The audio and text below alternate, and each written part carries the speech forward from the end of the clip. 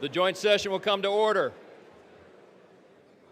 The chair appoints as members of the committee on the part of the House to escort the President of the United States into the chamber.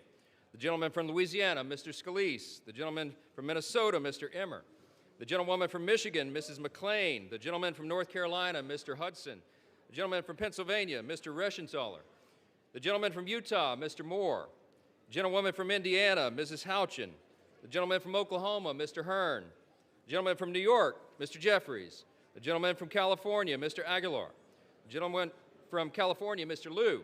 The gentlewoman from Washington, Mrs. Delbene. The gentlewoman from Michigan, Mrs. Dingell.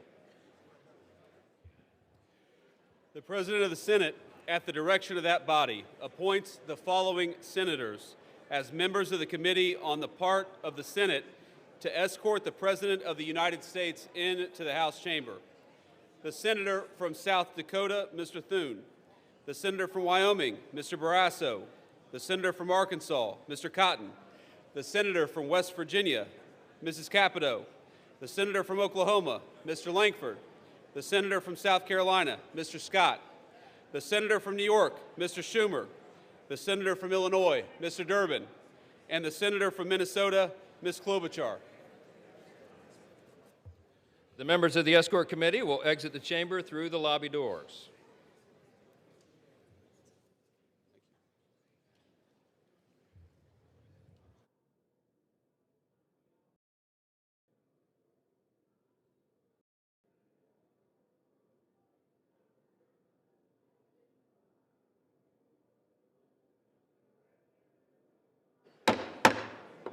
Mr. Speaker, the Acting Dean of the Diplomatic Corps.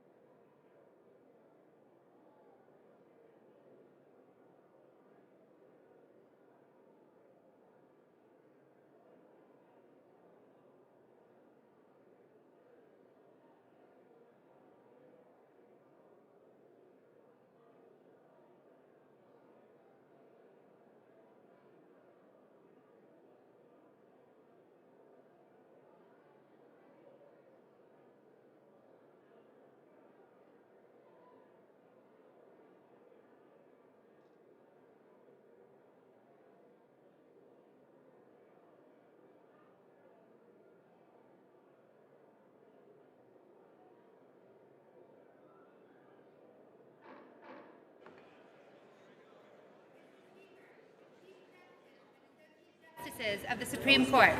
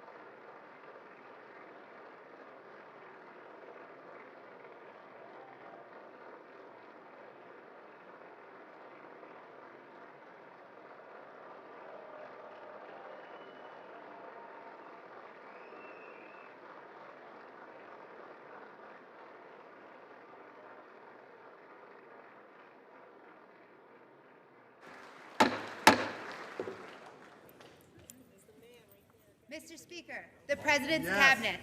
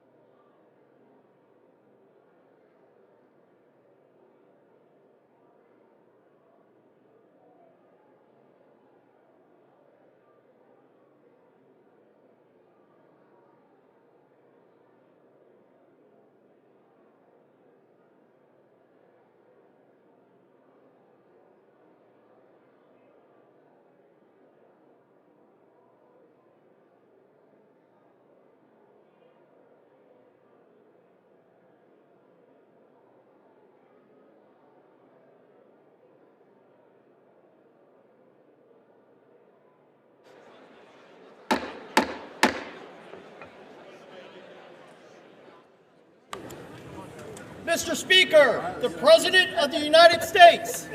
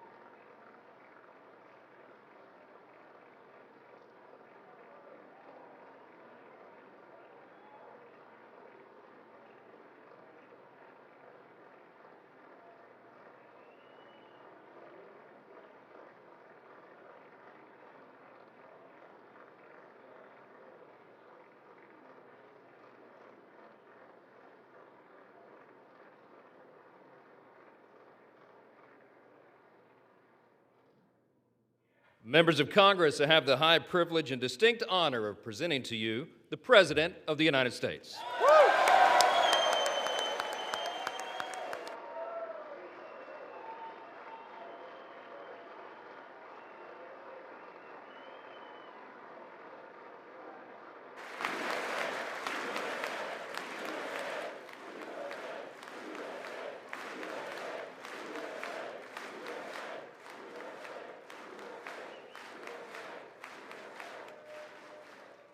Well, thank you very much, everybody. It's really an honor. Speaker Johnson, Vice President Vance, First Lady of the United States.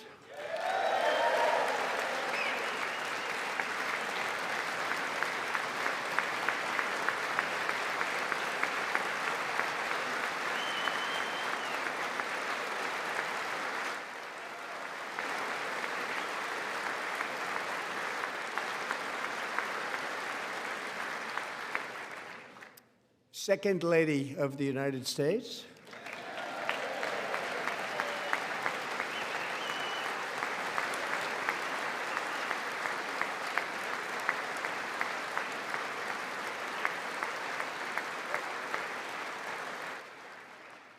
Members of Congress and my fellow Americans, our nation is back, bigger, better, richer, and stronger than ever before.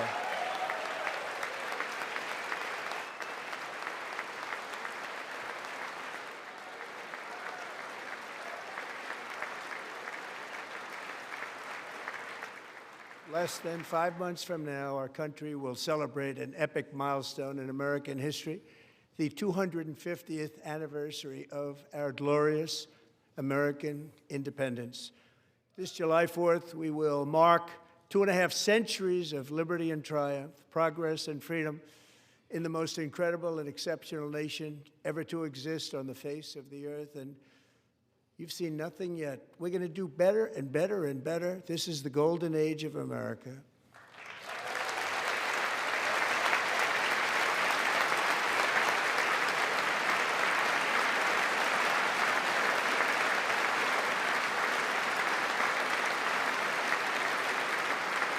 When I last spoke in this chamber 12 months ago, I had just inherited a nation in crisis with a stagnant economy, inflation at record levels, a wide-open border, horrendous recruitment for military and police, rampant crime at home, and wars and chaos all over the world. But tonight, after just 1 year, I can say with dignity and pride that we have achieved a transformation like no one has ever seen before, and a turnaround for the ages. It is indeed a turnaround for the ages.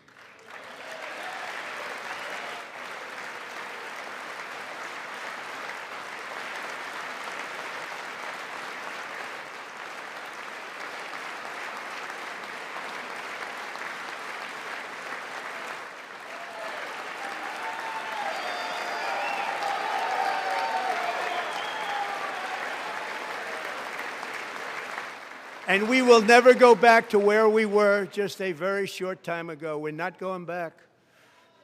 Today, our border is secure.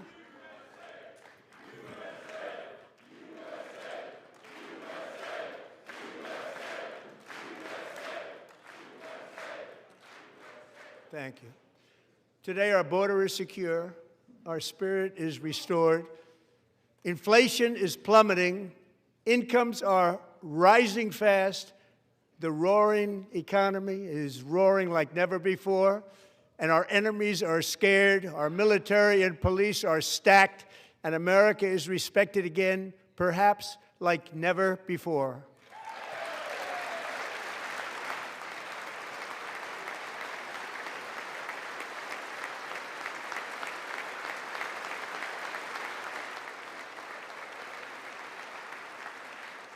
After 4 years in which millions and millions of illegal aliens poured across our borders, totally unvetted and unchecked, we now have the strongest and most secure border in American history by far.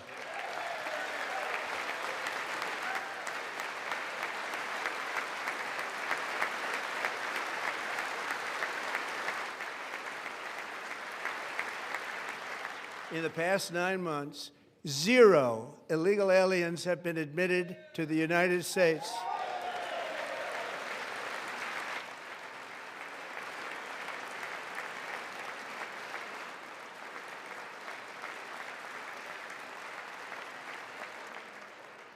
But we will always allow people to come in legally, people that will love our country and will work hard to maintain our country.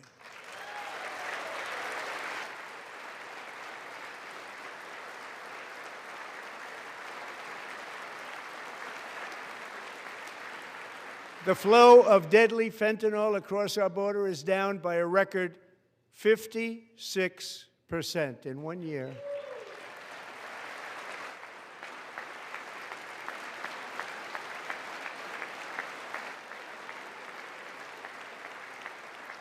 And last year, the murder rate saw its single largest decline in recorded history. This is the biggest decline, think of it, in recorded history, the lowest number in over 125 years, year 1900. In fact, substantially before my wonderful father, I had a wonderful father, Fred, before he was born, substantially before he was born. That's a long time ago. He wouldn't like me to say that, but that's a long time ago. The Biden administration and its allies in Congress gave us the worst inflation in the history of our country. But in 12 months, my administration has driven core inflation down to the lowest level in more than 5 years. And in the last 3 months of 2025, it was down to 1.7%.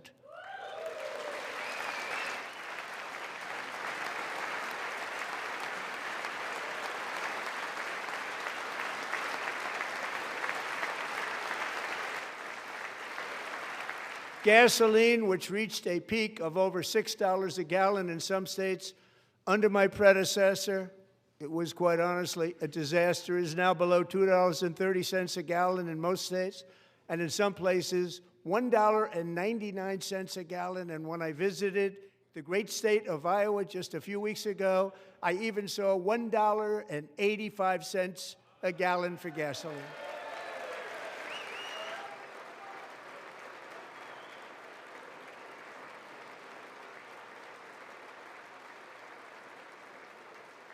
Mortgage rates are the lowest in 4 years and falling fast, and the annual cost of a typical new mortgage is down almost $5,000 just since I took office. 1 year.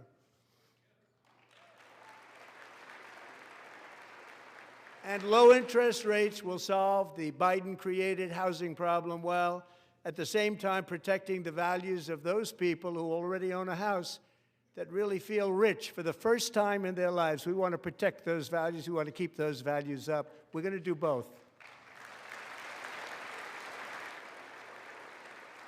And we are going to keep it that way. The stock market has set 53 all-time record highs since the election. Think of that, 1 year. Boosting pensions, 401ks, and retirement accounts for the millions and millions of Americans. They're all gaining. Everybody's up, way up.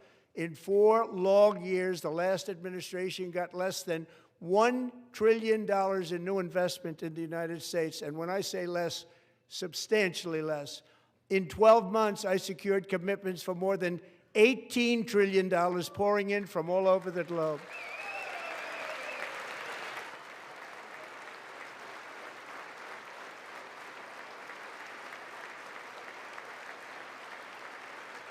Think of it, much less than $1 trillion for 4 years versus much more than $18 trillion for 1 year. What a difference a president makes. A short time ago, we were a dead country. Now we are the hottest country anywhere in the world, the hottest.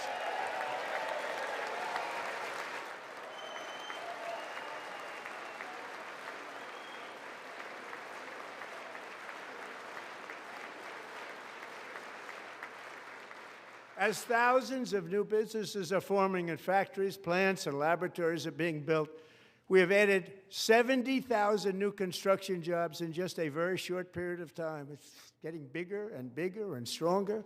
Nobody can believe what they're watching. American oil production is up by more than 600,000 barrels a day, and we just received from our new friend and partner, Venezuela, more than 80 million barrels of oil.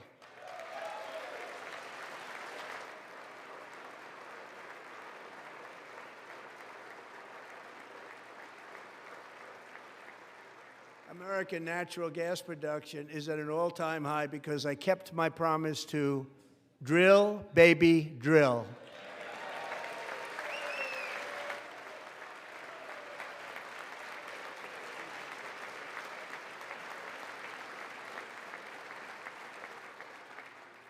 More Americans are working today than at any time in the history of our country. Think about that. Any time in the history of our country, more working today.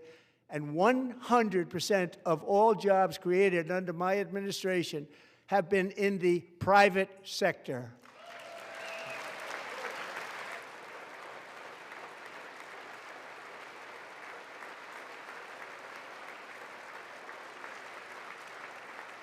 We ended DEI in America.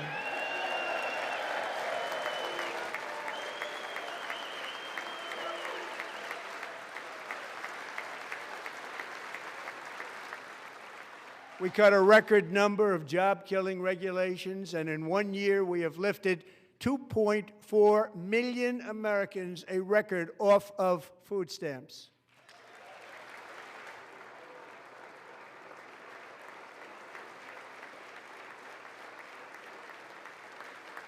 And for all of these reasons, I say tonight, members of Congress, the state of our union is strong.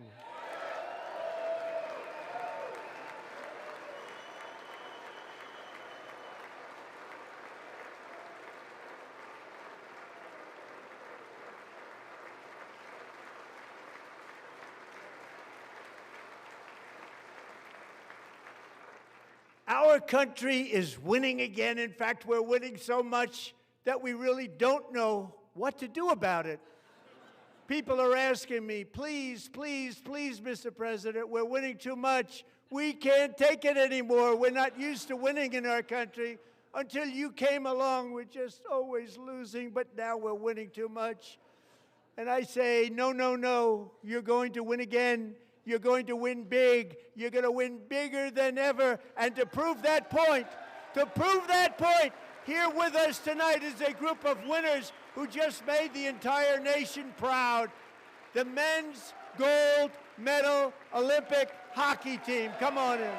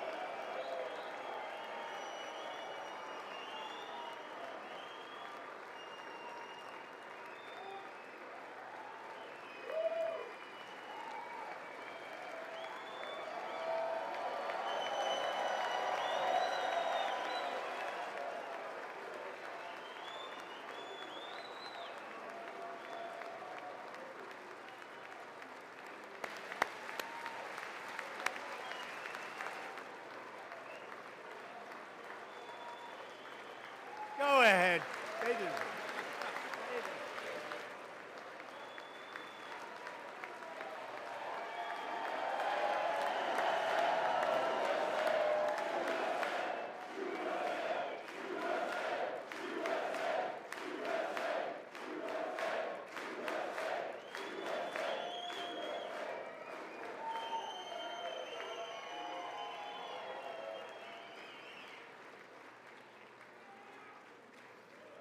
That's the first time I've ever seen them get up.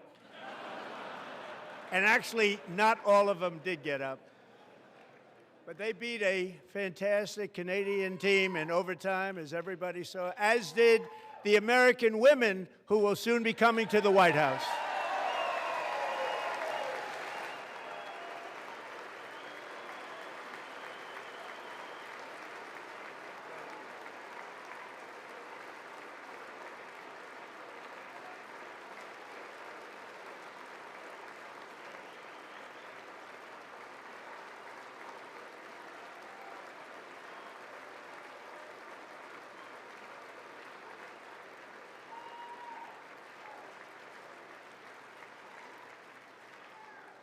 They were in the Oval Office before.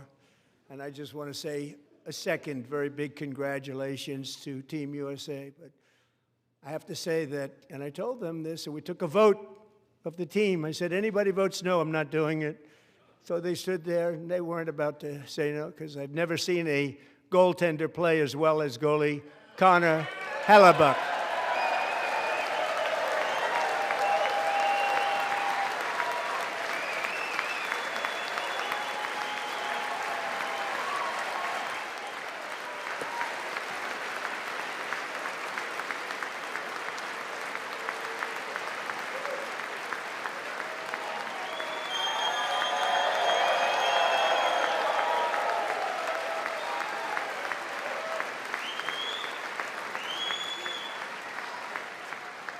Think of it, 46 shots on goal, and I asked him, the one shot, the one where you put your stick in the back and it hit the neck of your stick and bounced off, do you practice that, or was that a little lucky? He refused to answer that question. But I just want to tell you that the members of this great hockey squad will be very happy to hear, based on their vote and my vote, and in this case my vote was more important, that I will soon be presenting Connor with our highest civilian honor, which we will be given and which has been given to many athletes over the years. But when I say many, not too many, like 12, it's called the highest civilian honor in our country, the Presidential Medal of Freedom.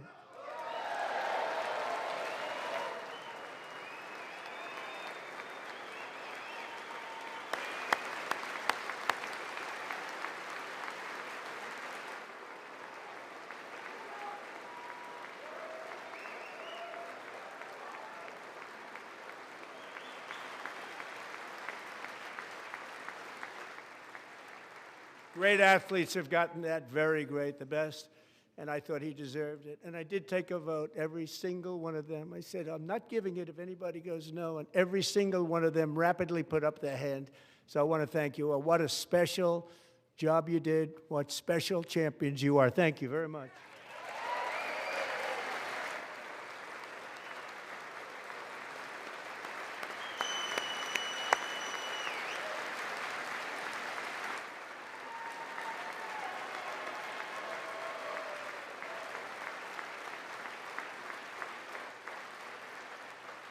I'm also pleased to say that the next time the Olympic torch is lit, it will be here in America for the 2028 Olympics, and it's the summer version right in Los Angeles. We're going to do a good job in Los Angeles.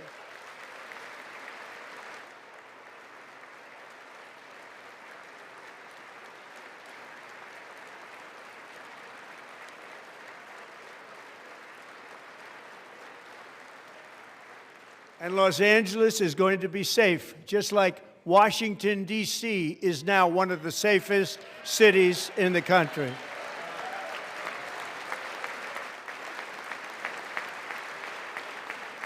And this year, and I must say I got them both. I got them in my first term, and I was disappointed because I didn't think I'd be the president when this happened. But strange things took place. And now I've got them because I got the Olympics and I got the 2026 FIFA World Cup, and I wanted to claim the 250th, but I didn't get away with that one. I couldn't claim that one for myself.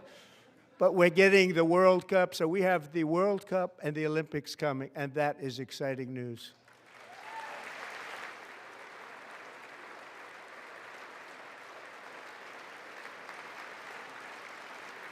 So this will be a year to celebrate our country and the heroes who have kept it free. Men like Buddy Taggart. At age 17, Buddy volunteered to defend America in World War II, serving in the Pacific under the great General Douglas MacArthur. He fought bravely in the famous Battle of Manila, worked so hard. He was badly wounded and almost killed by enemy machine guns in Luzon. And 81 years ago this month, he liberated the largest internment camp in the Philippines, one of the largest anywhere in the world. Buddy earned many honors, including a Purple Heart and a Bronze Star, came home, started a family, and tonight he is in the gallery looking forward to July 4th, 2026, his 100th birthday.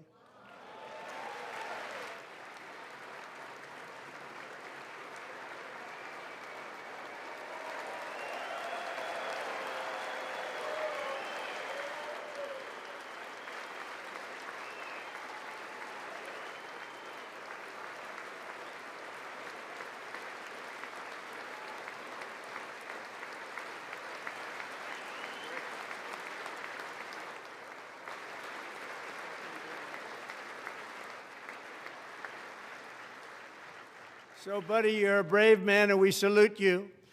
Even in times of challenge, setback, and immense heartache, the spirit of 1776 has always shone through very brightly.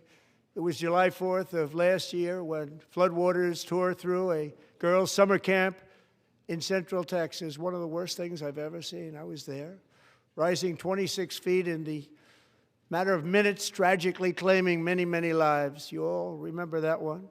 As the waters threatened to sweep her away, 11-year-old Millie Kate McClelland closed her eyes and prayed to God. She thought she was going to die. Those prayers were answered when Coast Guard rescue swimmer Scott Ruskin descended from a helicopter above. Nobody knew where he came from.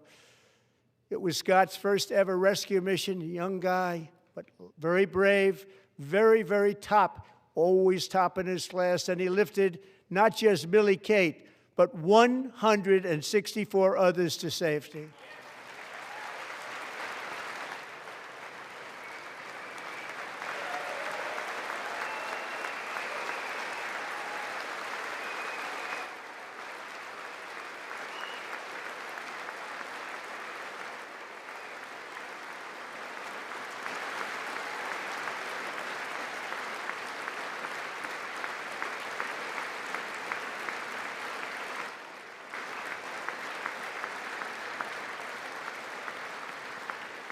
People watched Scott from a distance, and they couldn't believe what they were seeing. The winds were blowing, the rain was pouring, everything was going, and that rapid water, nobody's ever seen anything like it. They said, wow, that's something. Tonight, Scott and Millie Kate are here together, reunited for the very first time. Thank you, Scott, Millie Kate.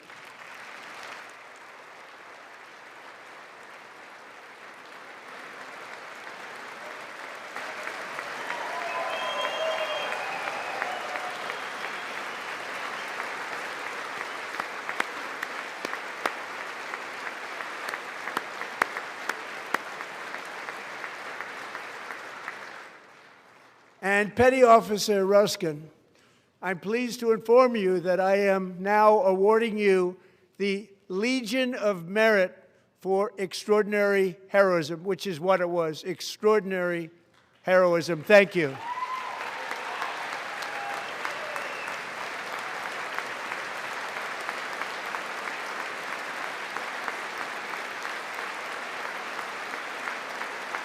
And I'd like to have the military aide to please come down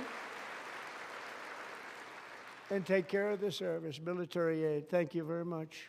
Take care of that very important service. Thank you very much.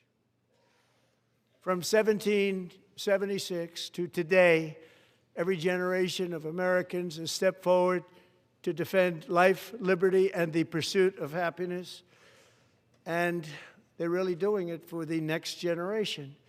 But now it's our turn. Together we're building a nation where every child has the chance to reach higher and go further, where government answers to the people, not the powerful, and where the interests of hardworking American citizens are always our first and ultimate concern. That is the debt we owe to the heroes who came before us, and that is the promise we must keep to America for our 250th year. Last year, I urged this Congress to begin the mission by passing the largest tax cuts in American history, and our Republican majorities delivered so beautifully. Thank you, Republicans.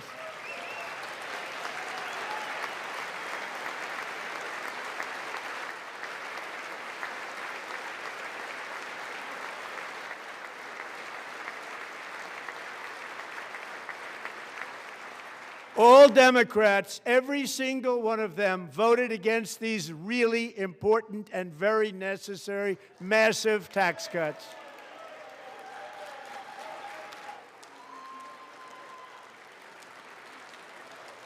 They wanted large-scale tax increases to hurt the people instead.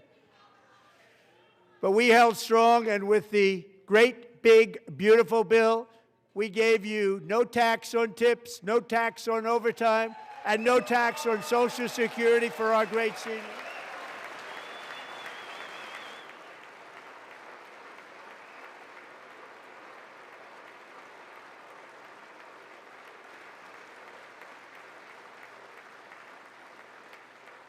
And we also made interest on auto loans tax deductible the first time, but only if the car is made in America.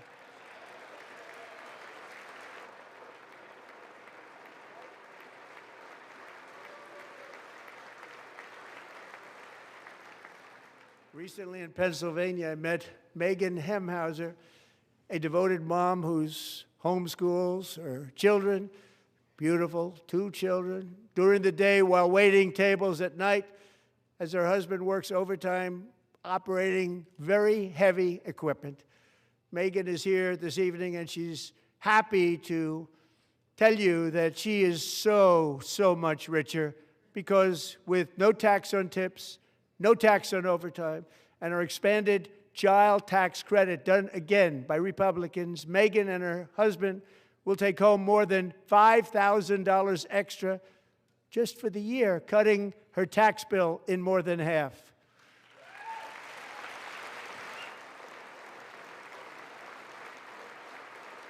Megan, please stand up. We're fighting for you, Megan.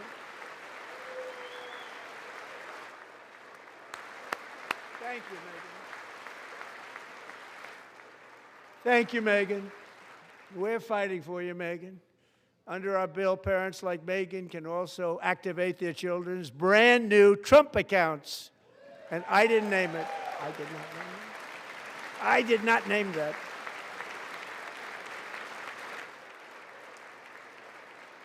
Nobody believes me, but I did not name it. It was named by a very tall man sitting right there in the 3rd row.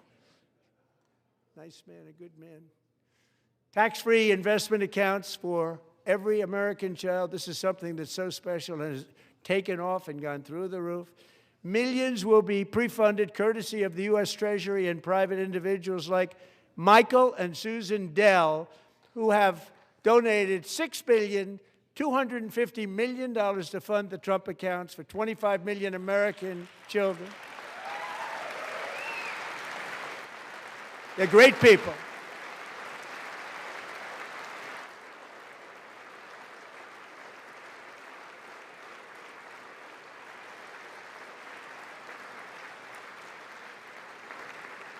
You know, I asked Michael Dell, how do you make all that money? He said, well, I just sat on my dorm in school, and I made computers, and I'd sell them to people, and I just kept selling and selling and selling, and pretty amazing story. That's called the American dream. He sold a lot of computers, a lot of those laptops, so I congratulate him on that, but I really thank him and Susan, as well as others like Brad Gerstner, a very tremendous guy. He was behind it right from the beginning. Brad Gerstner. Thank you, Brad.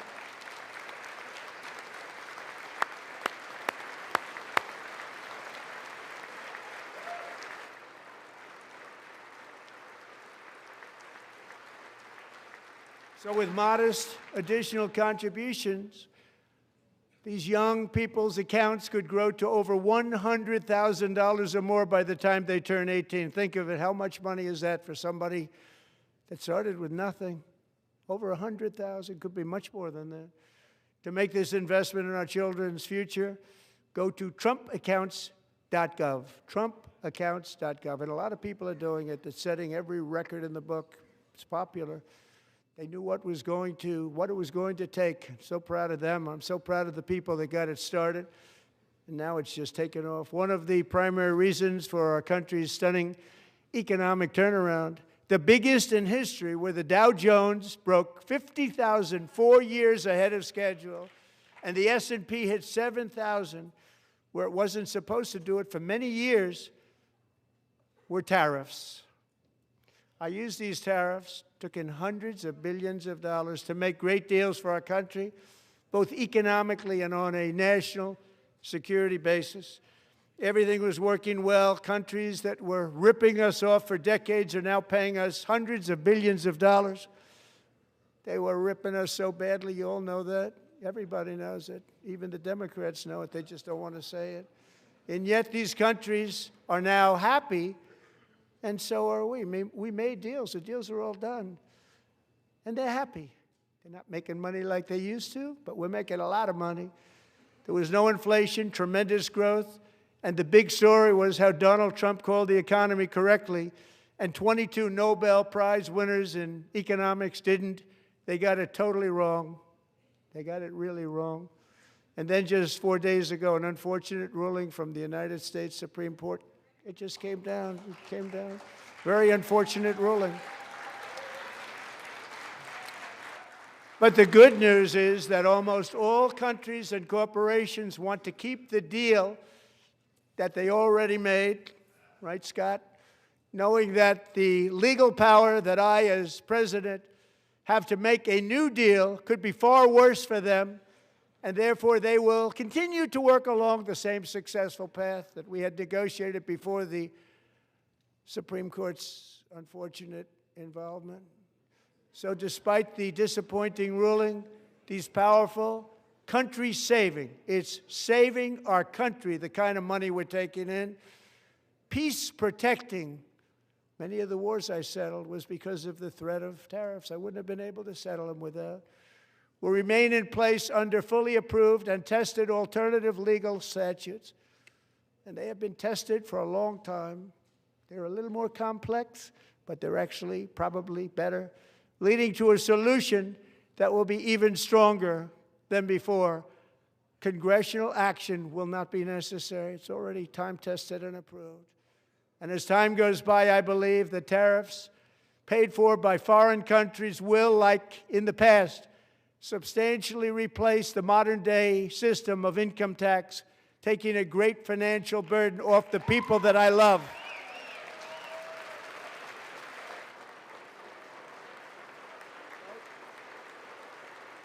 Right?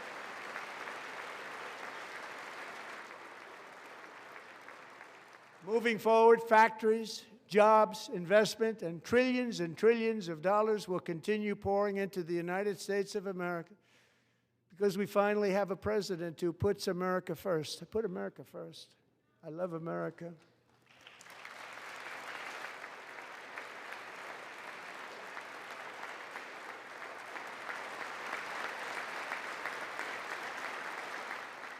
For decades before I came along, we had the exact opposite.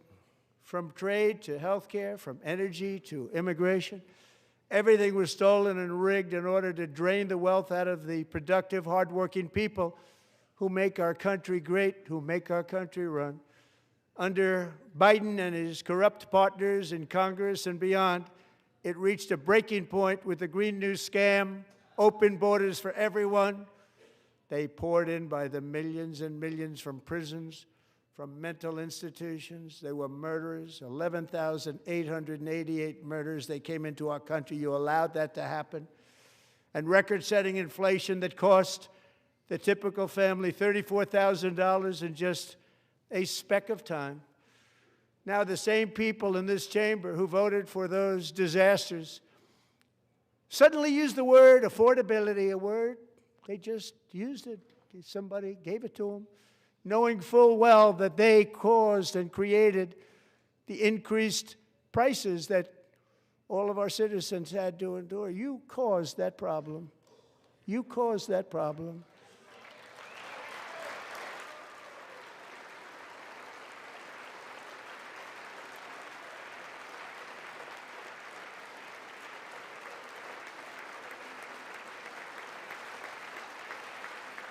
They knew their statements were a lie. They knew it.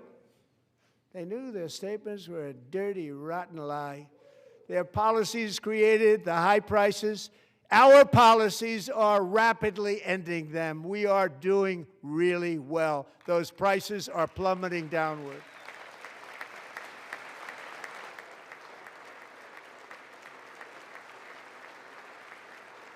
The price of eggs is down 60%, Madam Secretary. Thank you. The cost of chicken, butter, fruit, hotels, automobiles, rent is lower today than when I took office by a lot. And even beef, which was very high, is starting to come down significantly. Just hold on a little while. We're getting it down. And soon you will see numbers that few people would think were possible to achieve just a short time ago. Nobody can believe when they see the kind of numbers, and especially energy, when they see energy going down to numbers like that, they cannot believe it. It's like another big tax cut. I'm also confronting one of the biggest ripoffs of our times, the crushing cost of health care caused by you. Since the passage of the Unaffordable Care Act, sometimes referred to as Obamacare, big insurance companies have gotten rich. It was meant for the insurance companies, not for the people. With our government giving them hundreds and hundreds of billions of dollars a year as their stock prices soared 1,000, 1,200, 1,400, and even 1,700%, like nothing else. That's why I introduced the great health care plan. I want to stop all payments to big insurance companies and instead give that money directly to the people so they can buy their own health care, which will be better health care at a much lower cost.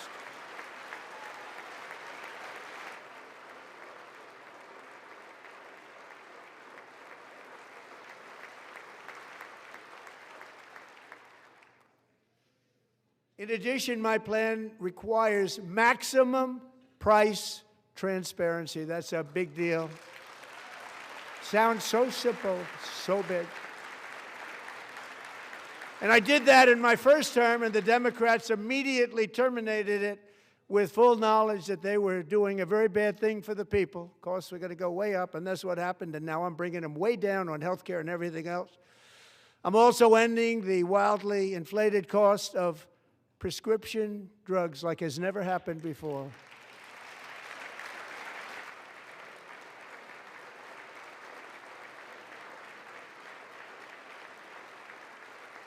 Other presidents tried to do it, but they never could. They tried. Most didn't try, actually. But they tried. They said they tried. They couldn't do it. They didn't even come close. They were all talk and no action, but I got it done. Under my just enacted most favored nation agreements, Americans who have for decades paid by far the highest prices of any nation anywhere in the world for prescription drugs will now pay the lowest price anywhere in the world for drugs. Anywhere, the lowest price.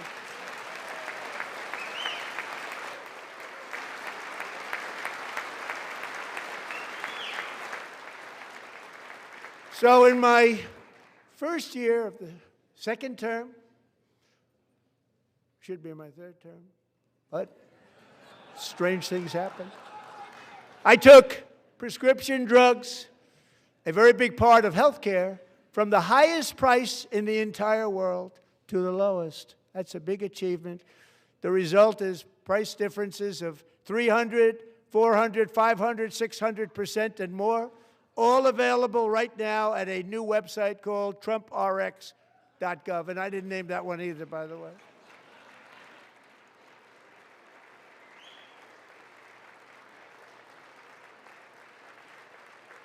And here tonight is the very first customer ever to get that big discount, and it is big, Catherine Rayner.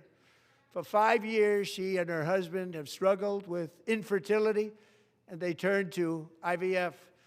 One drug has been costing Catherine $4,000 to purchase, but a few weeks ago, she logged onto the TrumpRx website and got that same drug that cost $4,000, got it for under $500. A reduction of much more, actually, than $3,500.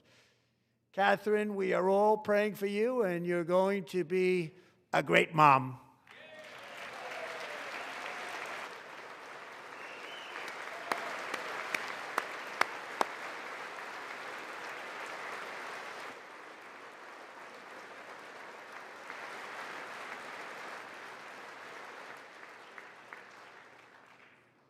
So now I'm calling on Congress to codify my most favored nation program into law. Now, the one thing, I'm not sure it matters because it's going to be very hard for somebody that comes along after me to say, let's raise drug prices by 700 or 800%. But John and Mike, if you don't mind, codify it anyway. They may do it. Codify it anyway. Thank you. Many Americans are also concerned that energy demand from AI data centers could unfairly drive up their electric utility bills. Tonight, I'm pleased to announce that I have negotiated the new Ratepayer Protection Pledge. You know what that is? We're telling the major tech companies that they have the obligation to provide for their own power needs. They can build their own power plants as part of their factory so that no one's prices will go up. And in many cases, prices of electricity will go down for the community and very substantially down. This is a unique strategy never used in this country before. We have an old grid. It could never handle the kind of numbers, the amount of electricity that's needed. So I'm telling them they can build their own plant. They're going to produce their own electricity.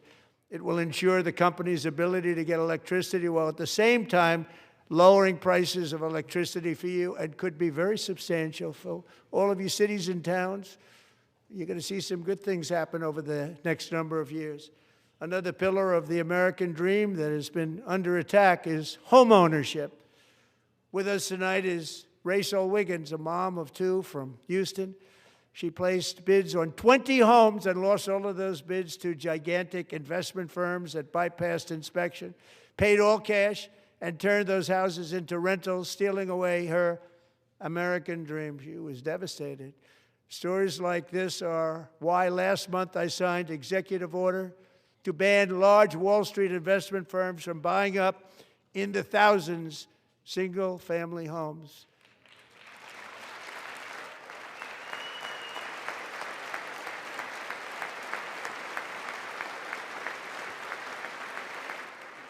And now I'm asking Congress to make that ban permanent, because homes for people, really, that's what we want. We want homes for people, not for corporations. Corporations are doing just fine. Rachel, thank you very much. Good luck with your home. You'll get one soon.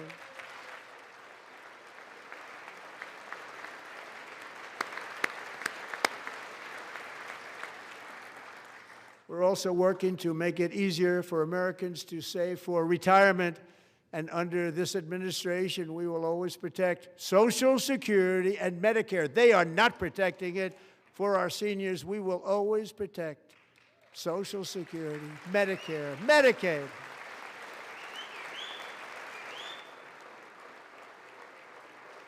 Since I took office, the typical 401k balance is up by at least $30,000. That's a lot of money. We have millions and millions of people, because the stock market has done so well, setting all those records. Your 401ks are way up. Yet half of all of working Americans still do not have access to a retirement plan with matching contributions from an employer. To remedy this gross disparity, I'm announcing that next year my administration will give these often forgotten American workers, great people, the people that built our country, access to the same type of retirement plan offered to every federal worker.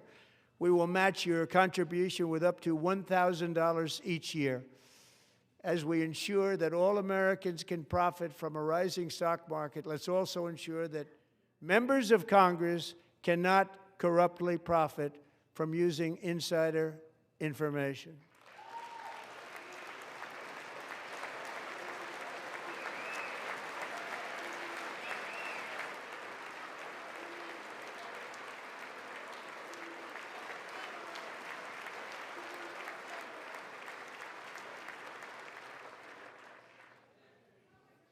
They stood up for that. I can't believe it.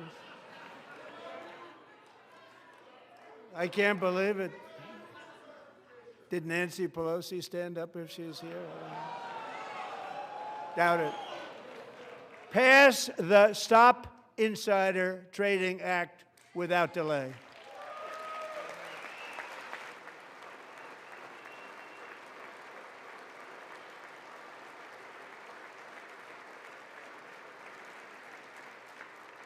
I wasn't sure if anybody even on this side was going to applaud for that. I'm very impressed. Thank you. I'm very impressed. But when it comes to the corruption that is plundering, it's plundering America. There's been no more stunning example than Minnesota, where members of the Somali community have pillaged an estimated $19 billion from the American taxpayer. Oh, we have all the information. And in actuality, the number is much higher than that. And California, Massachusetts, Maine, and many other states are even worse. This is the kind of corruption that shreds the fabric of a nation, and we are working on it like you wouldn't believe. So tonight, although started 4 months ago, I am officially announcing the war on fraud to be led by our great Vice President, J.D. Vance.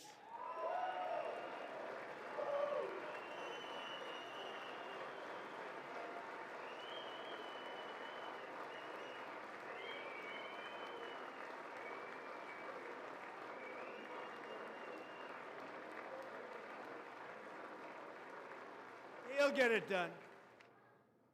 And we're able to find enough of that fraud, we will actually have a balanced budget overnight. It'll go very quickly. That's the kind of money you're talking about. We'll balance our budget.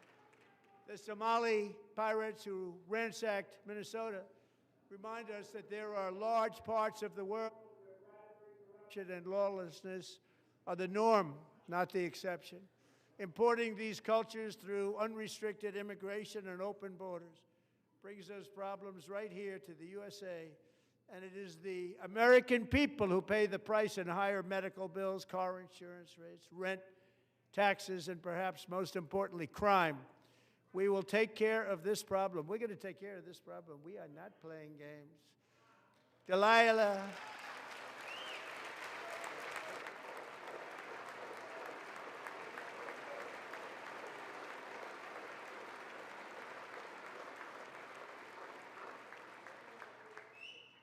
Delilah Coleman was only 5 years old in June 2024 when an 18-wheel tractor trailer plowed into her stopped car traveling at 60 miles an hour or more. The driver was an illegal alien let in by Joe Biden and given a commercial driver's license by open borders politicians in California. Doctors said Delilah would never be able to walk or talk, have a good life. She wouldn't even be able to eat again. But against all odds, she is now in the first grade learning to walk. And she's here this evening with her dad, Marcus, a fantastic man. Delilah, please, you are a great inspiration. Please stand up.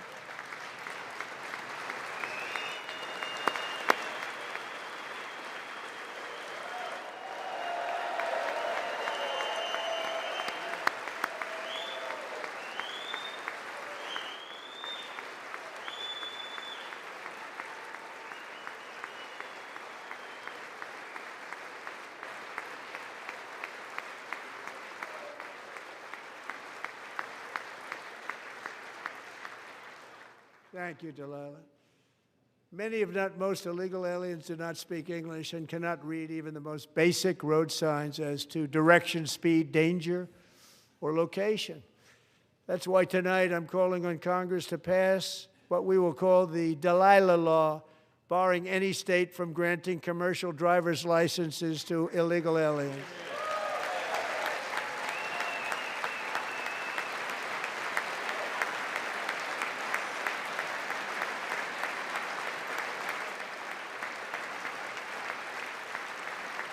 And yesterday, as you probably saw at the White House, I hosted a ceremony with Americans who lost their treasured loved ones to the scourge of illegal immigration. People came into our country, how we allowed this to happen with our open borders.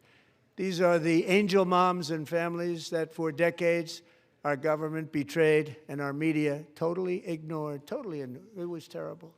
Hard to believe, actually. In 2023, a 16-year-old high school cheerleader named Elizabeth Medina was supposed to perform in her town's Christmas parade, but she never arrived. Her mother, Jacqueline, went home to look for her, and she found her lying dead in a bathtub bleeding profusely after being stabbed 25 times.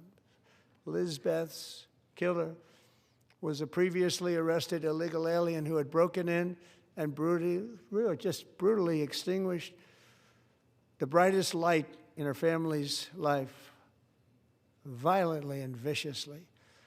Her heartbroken mother is in the gallery to remind everyone in this chamber exactly why we are deporting illegal alien criminals to our country at record numbers, and we're getting them the hell out of here fast. We don't want them.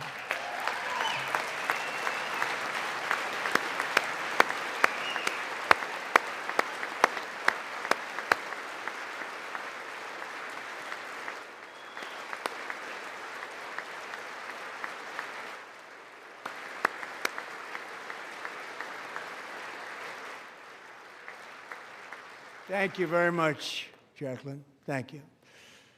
We can never forget that many in this room not only allowed the border invasion to happen before I got involved, but indeed they would do it all over again if they ever had the chance. If they ever got elected, they would open up those borders to some of the worst criminals anywhere in the world. The only thing standing between Americans and a wide open border right now is President Donald J. Trump and our great Republican patriots in Congress. Thank you. Thank you.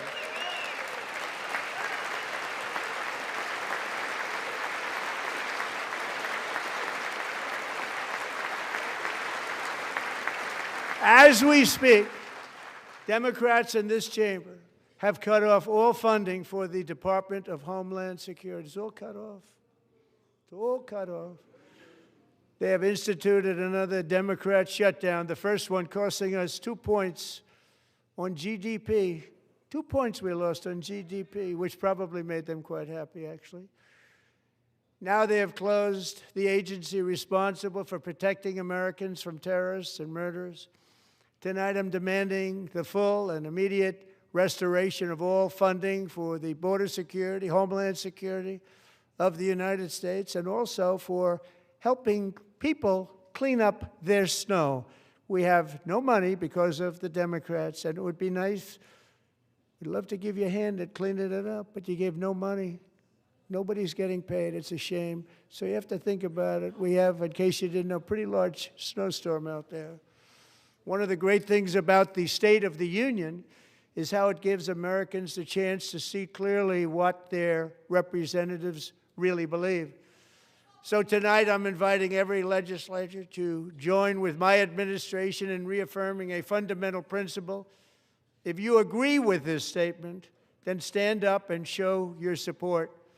The first duty of the American government is to protect American citizens, not illegal aliens.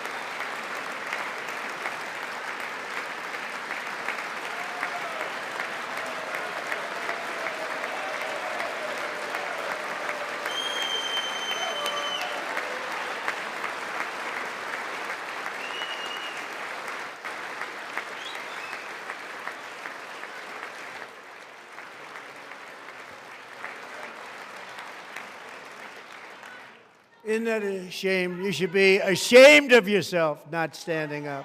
You should be ashamed of yourself. That is why I'm also asking you to end deadly sanctuary cities that protect the criminals and enact serious penalties for public officials who block the removal of criminal aliens. In many cases, drug lords, murderers all over our country, they're blocking the removal of these people out of our country, and you should be ashamed of yourself.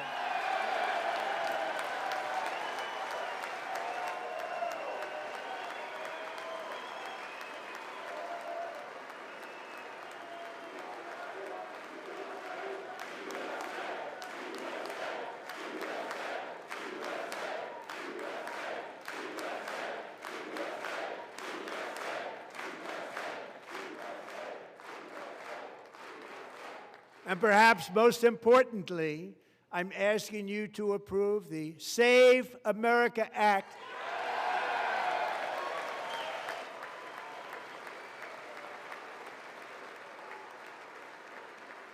To stop illegal aliens and others who are unpermitted persons from voting in our sacred American elections. That cheating is rampant in our elections. It's rampant. It's very simple. All voters must show voter ID.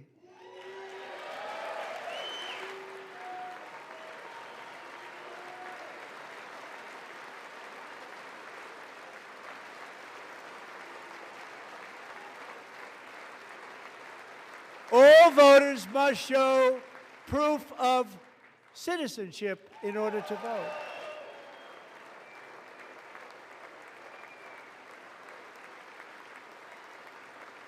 And no more crooked mail-in ballots except for illness, disability, military, or travel. None. And this should be an easy one. And by the way, it's polling at 89%, including Democrats, 89%.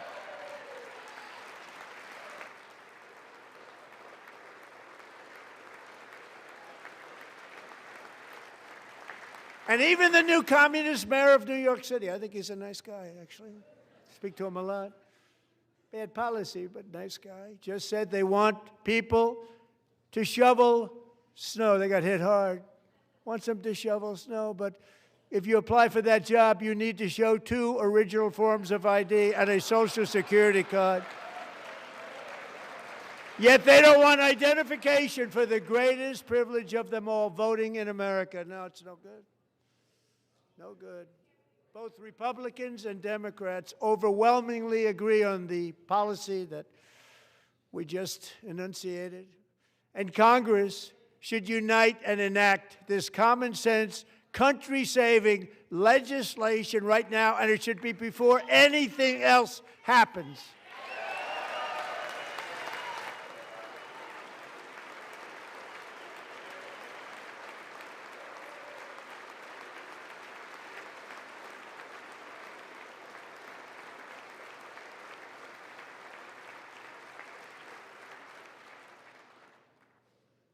And the reason they don't want to do it, why would anybody not want voter ID? One reason, because they want to cheat. There's only one reason. They make up all excuses. They say it's racist. They come up with things you almost say, what imagination they have. They want to cheat. They have cheated. And their policy is so bad that the only way they can get elected is to cheat. And we're going to stop it. We have to stop it, John.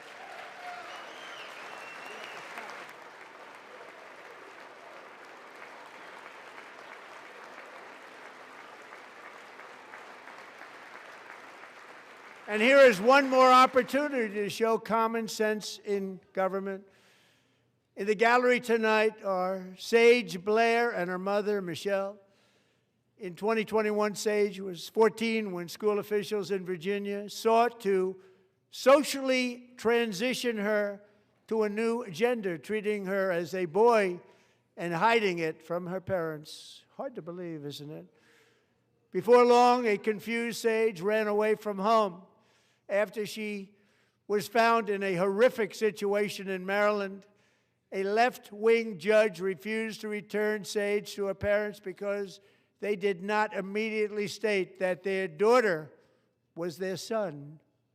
Sage was thrown into an all-boys state home and suffered terribly for a long time. But today, all of that is behind them because Sage is a proud and wonderful young woman with a full-ride scholarship to Liberty University. Sage and Michelle, please stand up.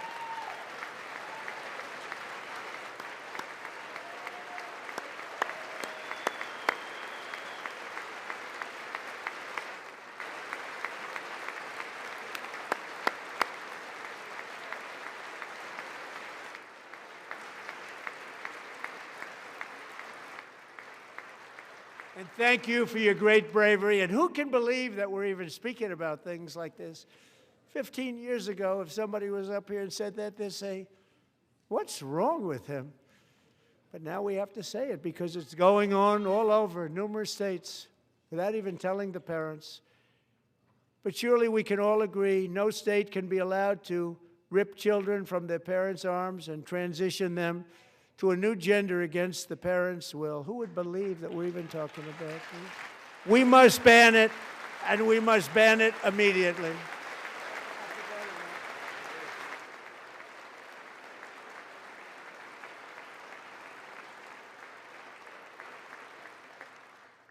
Look, nobody stands up. These people are crazy, I'm telling you. They're crazy.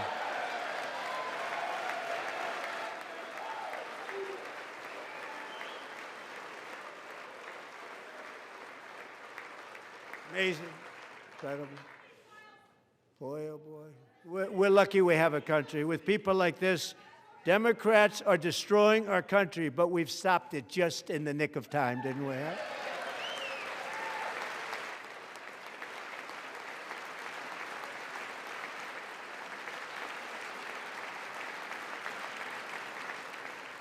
No one cares more about protecting America's youth than our wonderful First Lady, now a movie star. She's a movie star. Can you believe it?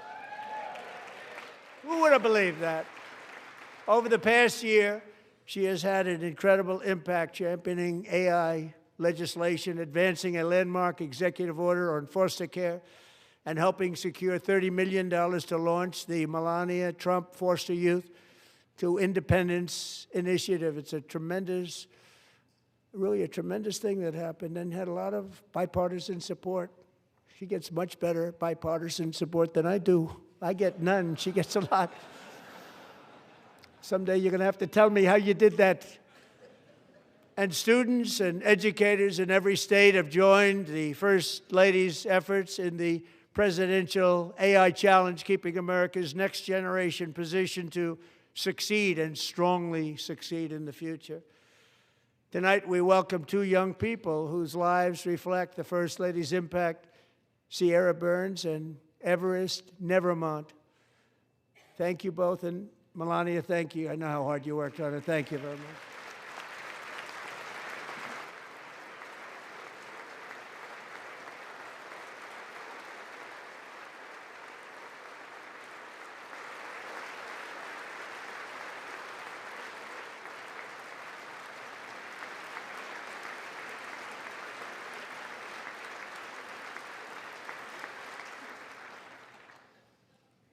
I'm very proud to say that during my time in office, both the first 4 years and in particular this last year, there has been a tremendous renewal in religion, faith, Christianity, and belief in God. Tremendous renewal.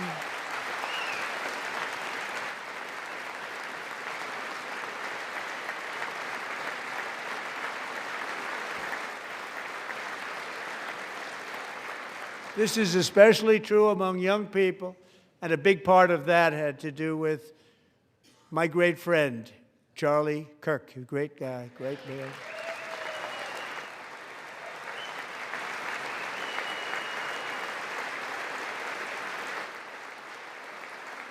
So last year, Charlie was violently murdered by an assassin and martyred, really martyred for his beliefs. His wonderful wife, Erica, is with us tonight. Erica, please stand.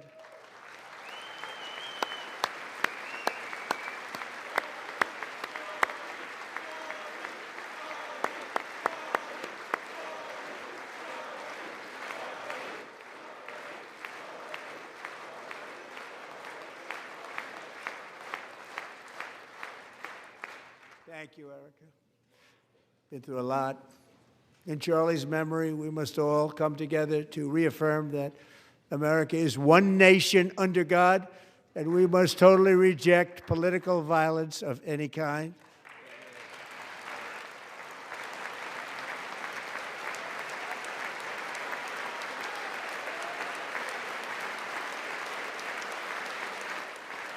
We love religion, and we love bringing it back, and it's coming back at levels that nobody actually thought possible. It's really a beautiful thing to see.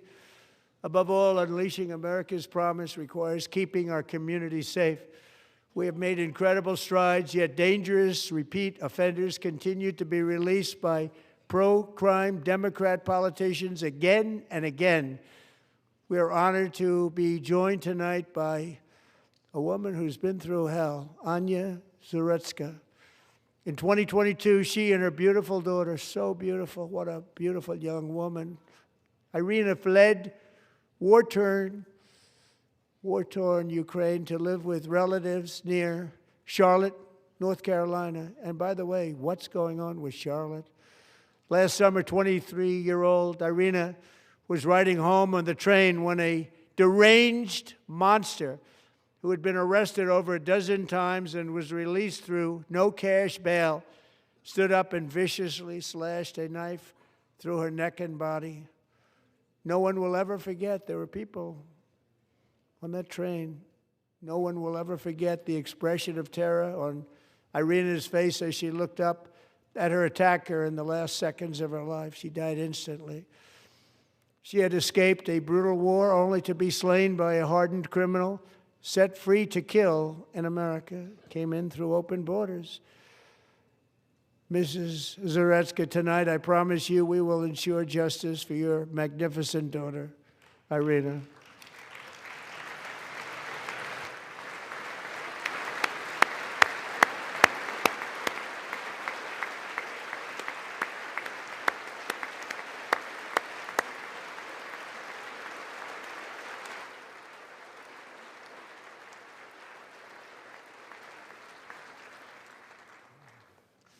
How do you not stand? How do you not stand? I'm asking this Congress to pass tough legislation to ensure that violent and dangerous repeat offenders are put behind bars, and importantly, that they stay there.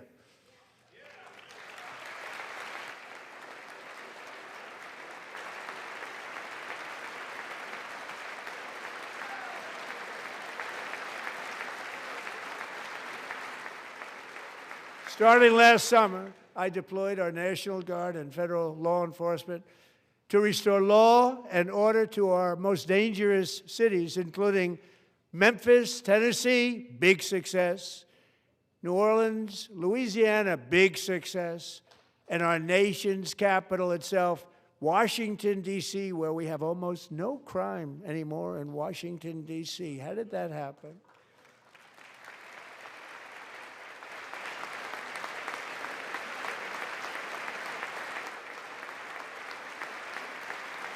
In fact, crime in Washington is now at the lowest level ever recorded, and murders in D.C. this January were down close to 100% from a year ago.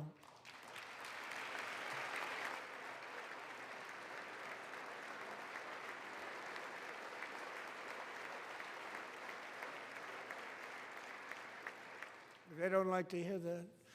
One of the brave service members who helped achieve this stunning turnaround was 20-year-old West Virginia Army National Guard Specialist Sarah Beckstrom.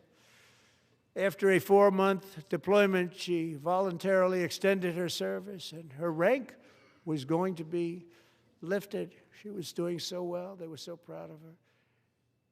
But the very next day, she was on patrol near the White House when she was ambushed and shot in the head by a terrorist monster from Afghanistan. Shouldn't have been in our country. And all because she wore the uniform of our nation, she was shot. He traveled here because he didn't like people wearing our uniform. He was sick and deranged, shouldn't have been in our country. Sarah Beckstrom died in order to defend our capital, and we are honored to be joined by her wonderful parents, Gary and Evalie. Your daughter was a true American patriot, and she will be greatly missed. She was a great person. I saw reports on her. They've never seen anything like it.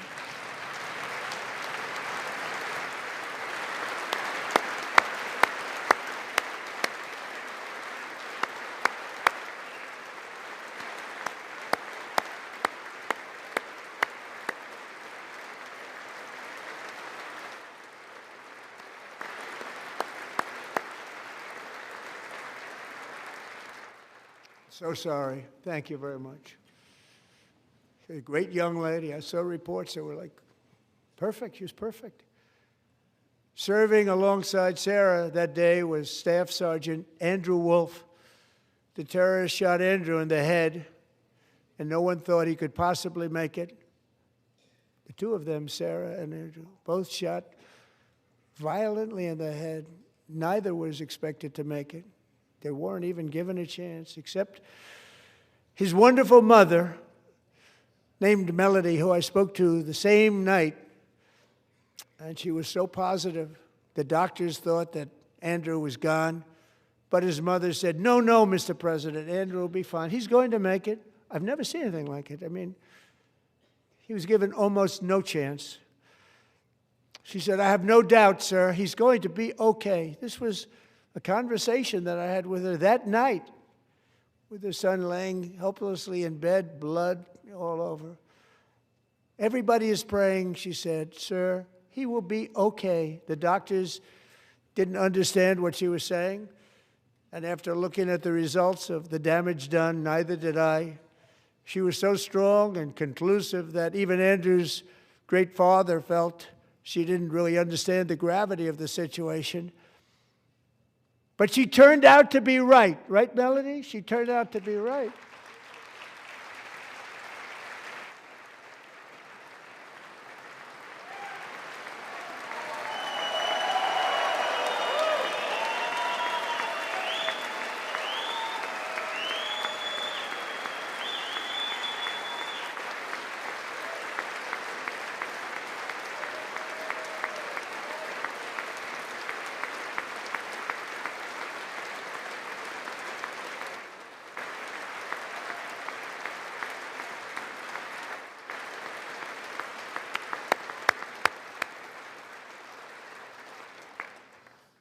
Amazing, actually. I said, where does this woman come from? She's the most positive person I've ever met. With God's help, Andrew has battled back from the edge of death, and we're talking about the edge of death, on his way to a miraculous recovery. He's got a little work to do, but he's doing great. Nice to see you. He's a good-looking guy. Nice to see you. Thanks, Andrew. Thank you very much.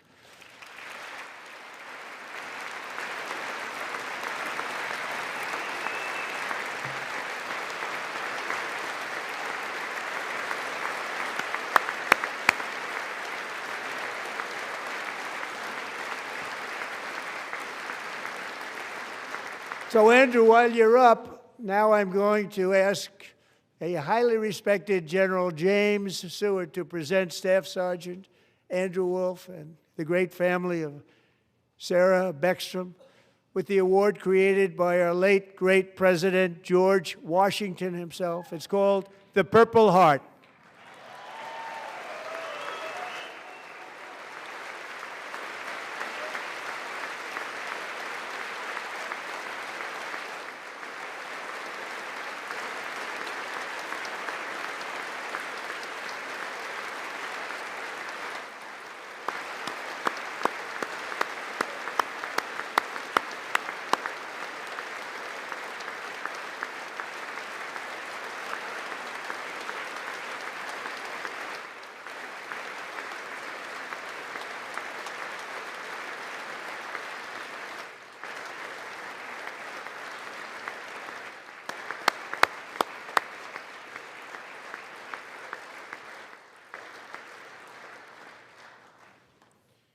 We love you all. Love you. We're proudly restoring safety for Americans at home, and we are also restoring security for Americans abroad. Our country has never been stronger. My first 10 months, I ended 8 wars, including Cambodia. Isn't it funny? Sick people. Cambodia and Thailand, Pakistan and India. Would have been a nuclear war. 35 million people, said the Prime Minister of Pakistan, would have died if it were not for my involvement. Kosovo and Serbia, Israel and Iran, Egypt and Ethiopia, Armenia and Azerbaijan, the Congo and Rwanda, and of course the war in Gaza, which proceeds at a very low level. It's just about there. And I want to thank Steve Witkoff and Jared Kushner for your help. Thank you, Steve. Thank you, Jared.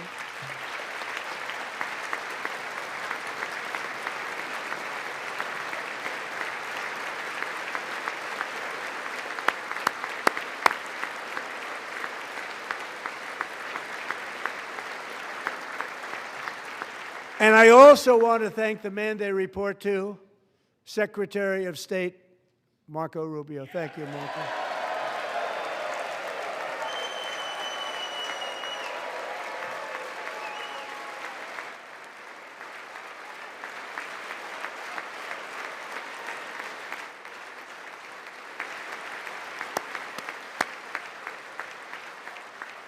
People like you. You know, Marco got 100% of the votes when he was in confirmation. I think our next one was about 54%. And some of the Democrats are now saying, I can't believe we approved that guy. And he said it's an honor that they feel that way, right, Marco? You have done a great job, great Secretary of State. I think he'll go down as the best ever.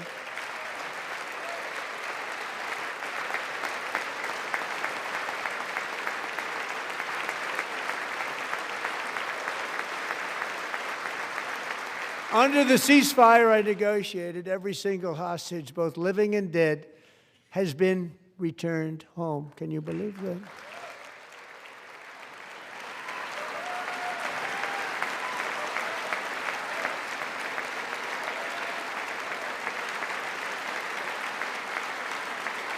Nobody thought it was possible.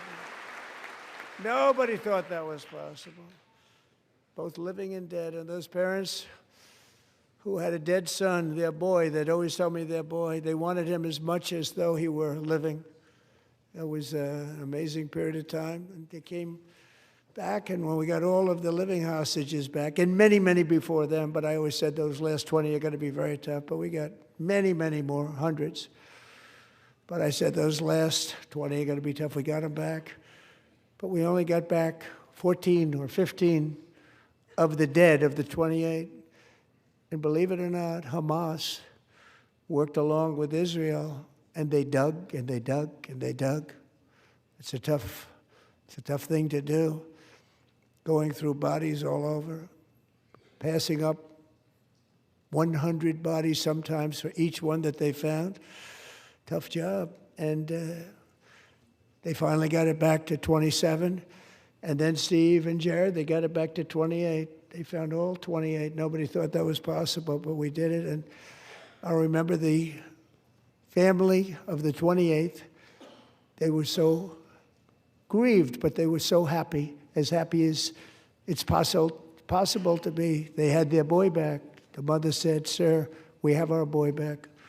What a period of time that was, but we got them all back. So thank you both very much. Great job.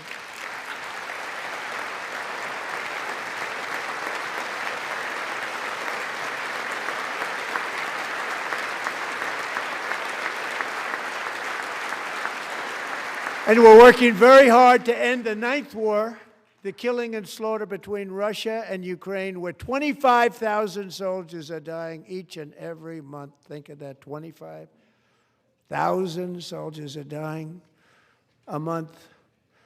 A war which would have never happened if I were president, would have never happened. As president, I will make peace wherever I can, but I will never hesitate to confront threats to America wherever we must. That's why in a breakthrough operation last June, the United States military obliterated Iran's nuclear weapons program with an attack on Iranian soil known as Operation Midnight Hammer.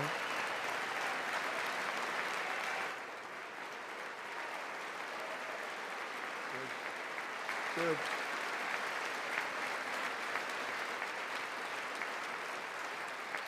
For decades, it had been the policy of the United States never to allow Iran to obtain a nuclear weapon. Many decades. Since they seized control of that proud nation 47 years ago, the regime and its murderous proxies have spread nothing but terrorism and death and hate. They've killed and maimed thousands of American service members and hundreds of thousands and even millions of people with what's called roadside bombs. They were the kings of the roadside bomb. And we took out Soleimani. I did that during my first term. Had a huge impact. He was the father of the roadside bomb.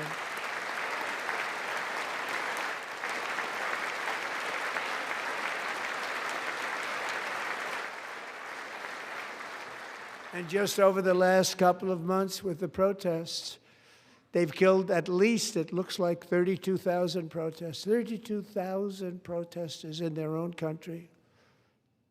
They shot them and hung them. We stopped them from hanging a lot of them with the threat of serious violence. But this is some terrible people. They've already developed missiles that can threaten Europe and our bases overseas, and they're working to build missiles that will soon reach the United States of America. After Midnight Hammer, they were warned to make no future attempts to rebuild their weapons program, and in particular, nuclear weapons. Yet they continue. They're starting it all over. We wiped it out, and they want to start all over again, and are at this moment again pursuing their sinister ambitions. We are in negotiations with them. They want to make a deal, but we haven't heard those secret words. We will never have a nuclear weapon. My preference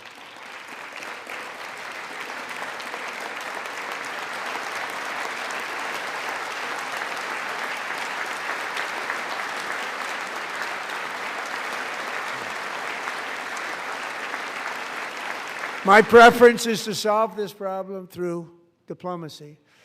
But one thing is certain, I will never allow the world's #1 sponsor of terror, which they are by far, to have a nuclear weapon. Can't let that happen.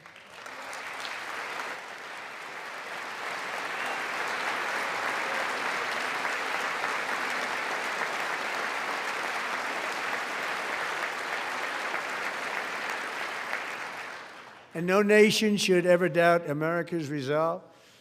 We have the most powerful military on earth. I rebuilt the military in my first term. We're going to continue to do so. Also, we just approved a $1 trillion budget. We have no choice. We have to be strong, because hopefully we will seldom have to use this great power that we built together. It's really called Peace Through Strength, and it's been very, very effective.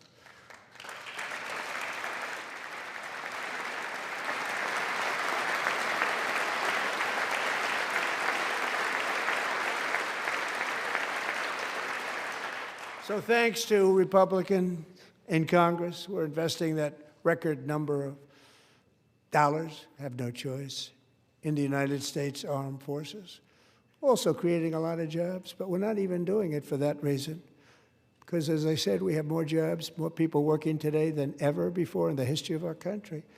And NATO countries are friends and allies. They are. They're our friends and they're our allies. Have just agreed, at my very strong request, to pay 5% of GDP for military defense rather than the 2%, which they weren't paying. We were paying for almost all of NATO. Now they're paying 5 as opposed to not paying 2.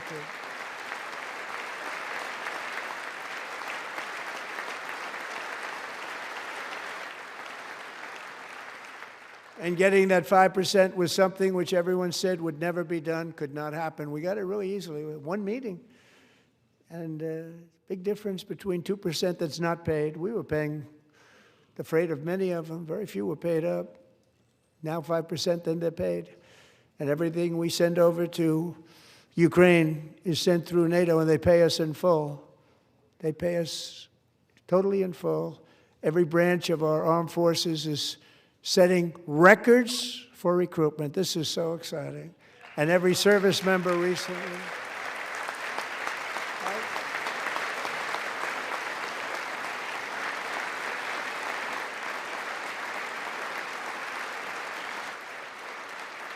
And every service member recently received a warrior dividend of $1,776.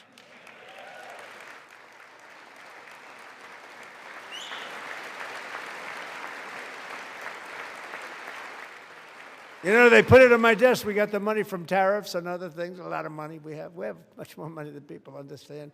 Have to rebuild that program a little bit, but it won't take long. But we got the money, and it was $1,775, and they wanted my approval. And I said, what's the number? $1,775. I said, wait a minute. For $1 more, we can have $1,776. It's going to I said, we're going to figure that. I never asked anybody if we could afford it. $1 more. I said, $1,776. And I said, that's good. And I'll tell you what, our military, that was 4 months ago, our military, I never see a person in the military that doesn't thank me for it, so we're honored to do it. They deserve it. And we call it 1776. It was great. And we love our military. We love our law enforcement. We love our firemen. You know, the firemen don't get mentioned enough. We love our firemen. We're also...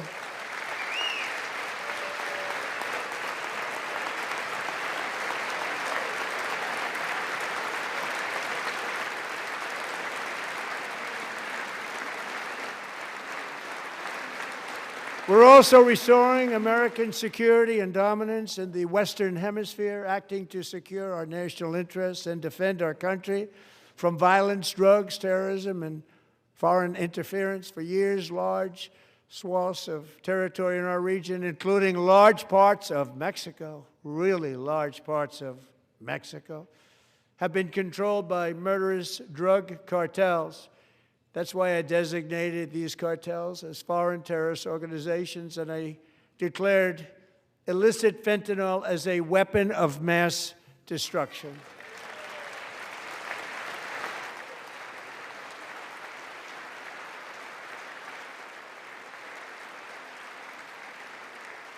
And with our new military campaign, we have stopped record amounts of drugs coming into our country and virtually stopped it completely coming in by water or sea. You probably noticed that.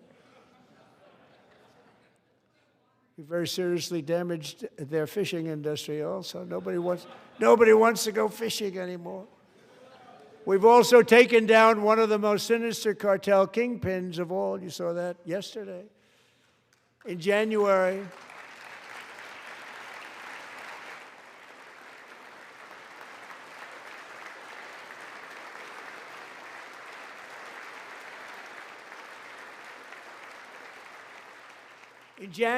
elite American warriors carried out one of the most complex, spectacular feats of military competence and power in world history. No one's seen anything like it. Foreign leaders, I won't tell you who, called me and they said, very impressive, very good.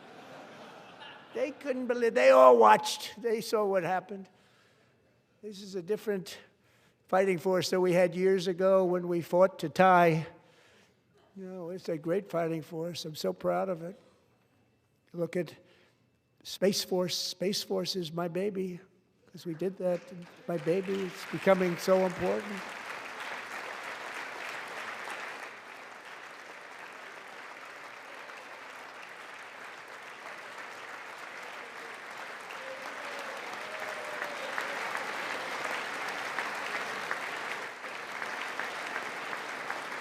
And America's armed forces overwhelmed all defenses and utterly defeated an enemy, good fighters, to end the reign of outlaw dictator Nicolas Maduro and bring him to face American justice.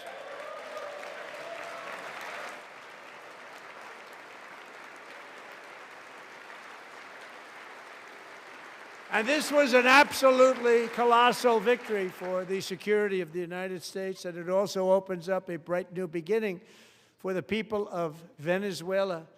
We're working closely with the new president of Venezuela, Delcy Rodriguez, to unleash extraordinary economic gains for both of our countries and to bring new hope to those who have suffered so terribly. They really did suffer. With us tonight is Alejandro Gonzalez. She grew up in a tight-knit Venezuelan family and was especially close to her beloved uncle Enrique. But after Enrique ran for office and opposed Maduro, he was kidnapped by Maduro's security forces and thrown into the regime's really infamous prison in Caracas. Alejandro feared she would never see her uncle again. She feared for her own life also. But since the raid, we have worked with the new leadership, and they have ordered the closure of that vile prison and released hundreds of political prisoners already, with more to come.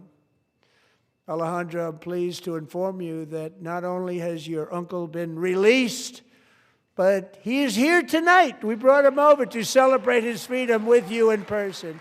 Enrique, please come down.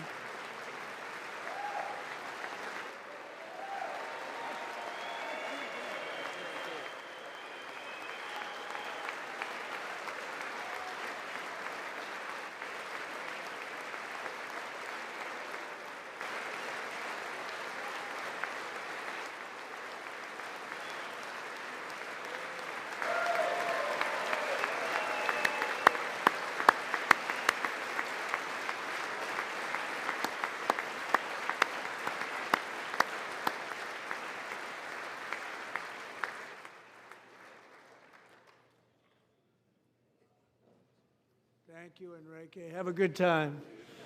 Nice to have you back, Enrique.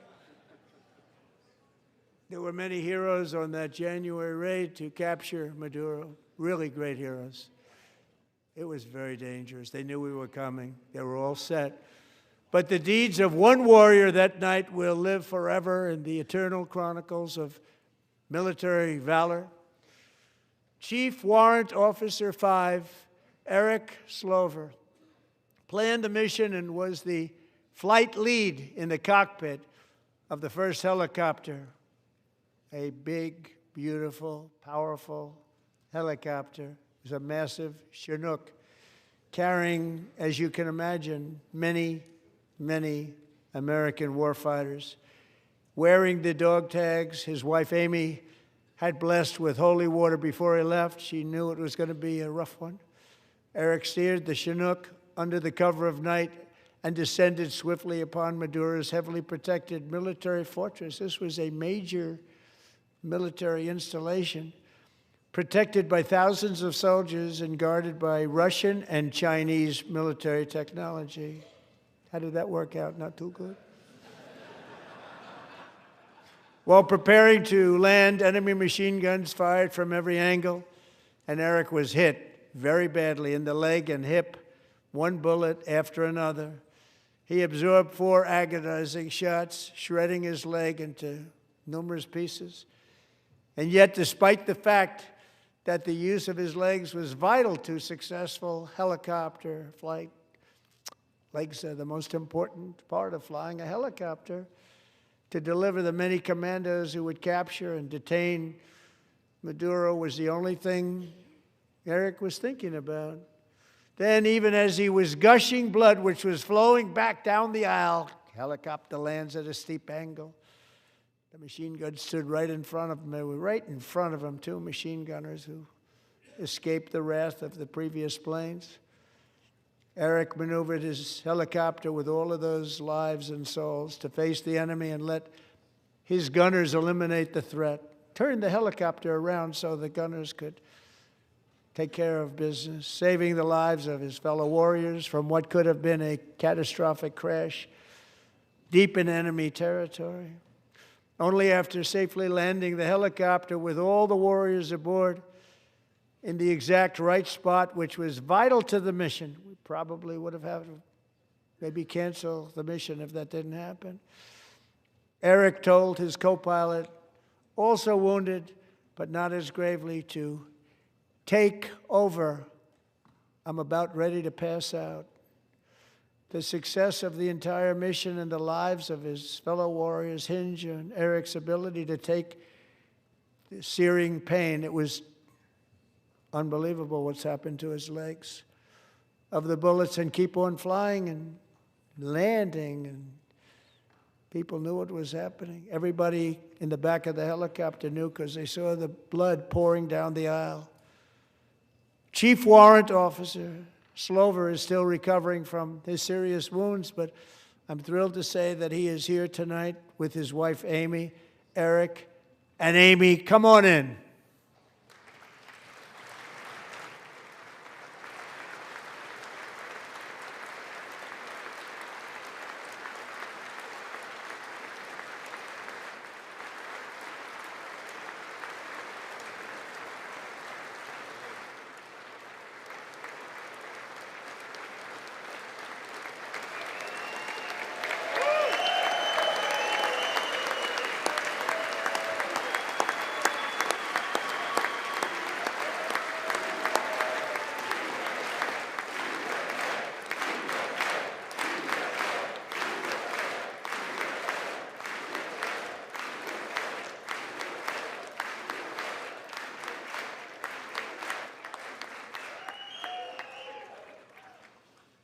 So we have a surprise for Eric and Amy. In recognition of Eric's actions above and beyond the call of duty, I would now like to ask General Jonathan Braga to present Chief Warrant Officer Slover with our nation's highest military award, the Congressional Medal of Honor.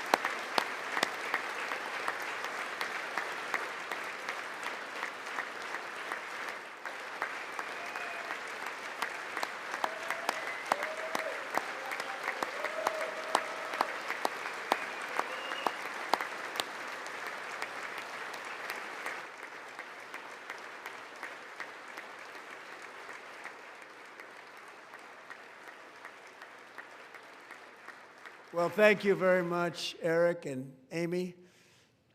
Great to get to know you. I met with them and with a lot of their fellow warriors at Fort Bragg recently. You notice the name Fort Bragg, we have it back, we brought it back. We won the First World War with it, the Second World War with it, and then they decided to change the name. So we changed it back. Everybody wanted to change back too. And 10 of Eric's fellow warriors from that incredible night of victory will also be receiving medals at a private ceremony that will soon be held at the White House, and Eric will be there. Thank you.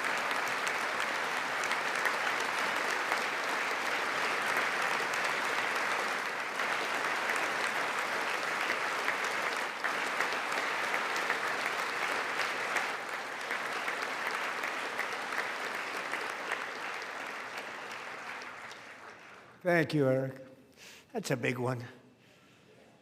Tonight we've celebrated many truly extraordinary American patriots, but there is one last living legend to honor before we go. He is one more heroic American aviator. Navy fighter pilot Royce Williams served in World War II, Korea, Vietnam, flying more than 220 missions. In the skies over Korea in 1952, Royce was in the dogfight of a lifetime, legendary dogfight. Flying through blizzard conditions, his squadron was ambushed by 7 Soviet fighter planes. It was his first aerial combat of the war, and despite being massively outnumbered and outgunned, Royce led the takedown of 4 enemy jets and almost destroyed the others, vanquishing his adversaries while taking 263 bullets to his own plane and being seriously hurt. His story was secret for over 50 years. He didn't even want to tell his wife, but the legend grew and grew. But tonight, at 100 years old, this brave Navy captain is finally getting the recognition he deserves. He was a legend long before this evening. Royce, please stand up, and I will ask the First Lady of the United States to present Captain Royce Williams with his Congressional Medal of Honor.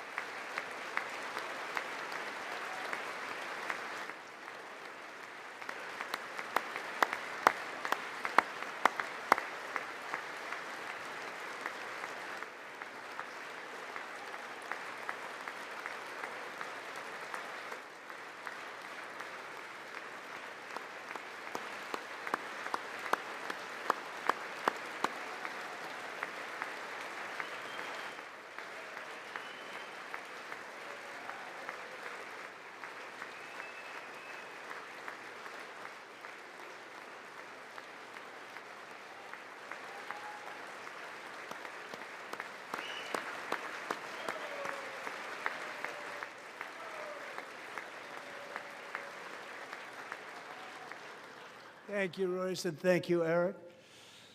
I've always wanted the Congressional Medal of Honor, but I was informed I'm not allowed to give it to myself, and I wouldn't know why I'd be taking it, but if they ever open up that law, I will be there with you someday. But you know, that's our highest honor, Congressional Medal of Honor, and that's a big thing, and it's an honor to be in the same room with you. Thank you both very much, Eric. Thank you.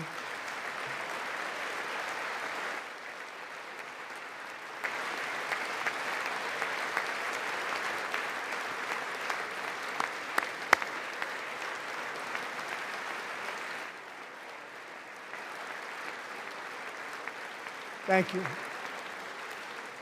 250 years is a long time in the life of a nation, but in another sense, it's really a mere moment in the eye of history.